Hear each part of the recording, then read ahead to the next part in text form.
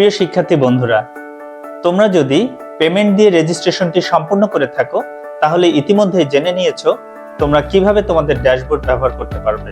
তারপরেও এই ভিডিওর মাধ্যমে জানিয়ে দিচ্ছি তোমরা রেজিস্ট্রেশন করলে তোমাদের ড্যাশবোর্ডটি কিভাবে ব্যবহার করতে পারবে। স্ক্রিনে দেখো, তুমি ড্যাশবোর্ডের পাশেই তোমার সমস্ত অপশন তুমি দেখতে পাচ্ছ। তোমার বুকস, তোমার কোর্স, তোমার সাপোর্ট, তোমার অন্যান্য সকল অপশন কিন্তু এখানে দেওয়া আছে। তুমি এখান থেকে মক টেস্ট দিতে পারবে, তুমি এখান থেকে তোমার রেজাল্ট দেখতে পারবে।